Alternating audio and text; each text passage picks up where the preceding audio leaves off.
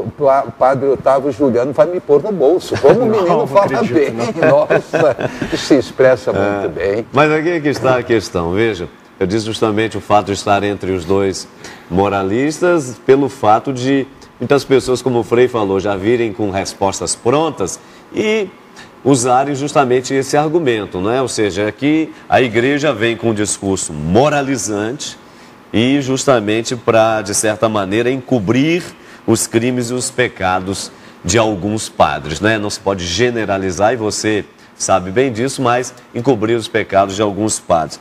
Até que ponto existe uma verdade nisso, Padre Otávio? Olha, eu acho que muito pouco verdade existe nessa afirmação. Por quê?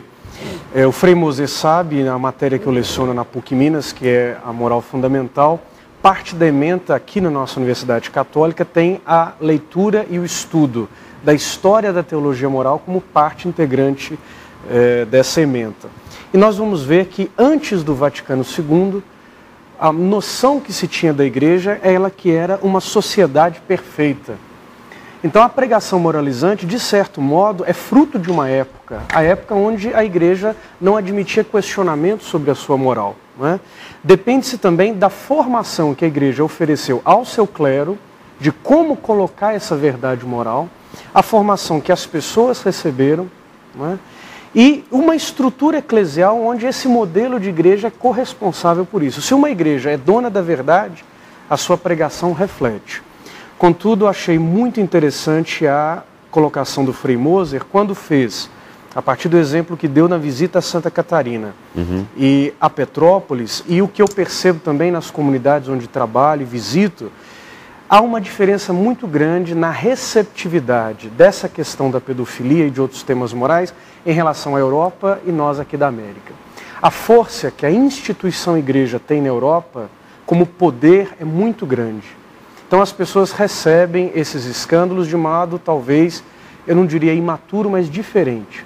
No Brasil, exatamente porque acho o Vaticano II ter tido um acolhimento maior, uma receptividade maior, essa pregação moralizante não tem um peso tão forte como tem, né, na Alemanha.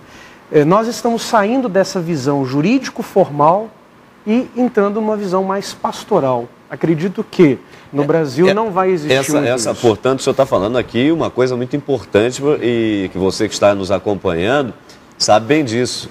Por exemplo, então enquanto na Europa, por exemplo, há uma certa distância entre o padre e o povo, no Brasil e na América Latina como um todo, a gente percebe que essa proximidade é muito maior, não é? Ou seja, até para que o fiel perceba de que o padre não é um super-homem. Exatamente. E que é também pecador e que, sem desdizer, sem negar aquilo que ele porta, não é? Comporta através do ministério sacerdotal, mas que também, como pessoa, também é frágil e que, infelizmente, como tantos, podem, inclusive, cometer um pecado dessa natureza. Mas essa proximidade faz com que, então, não se tenha esse escândalo tão grande como foi a reação dos fiéis na Europa, e no caso, Frei Moser citando na Alemanha. Na Europa, por exemplo, a força que tem o poder de um diretor de colégio católico, sendo ele um padre ou pároco, a força é muito mais pesada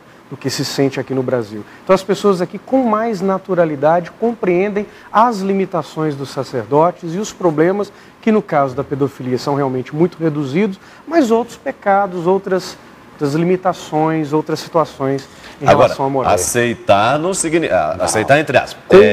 Compreender não significa justamente aceitar isso como coisa, né, Frei? Pelo contrário, tem que agir com rigor e eu estou certo de que a igreja está agindo com rigor. Apenas você não pode pegar assim no ar uma acusação genérica. Tem que fazer um processo maduro. Denuncismo, né, Frei? Exatamente. O denuncismo é muito perigoso. Agora, chegou à conclusão que, de fato, houve esse tipo de pecado e de crime, que então se aplique simplesmente a lei.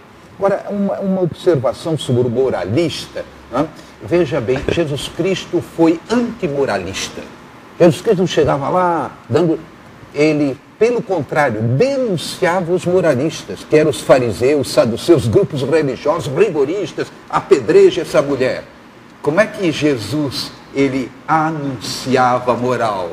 ele anunciava pelo encantamento, pregando o reino de Deus, ou seja, entusiasmando as pessoas para caminhar em sintonia com Deus. Esse é o verdadeiro teólogo moral, aquele que ajuda as pessoas a bem viver, e não aquele que está aí para denunciar.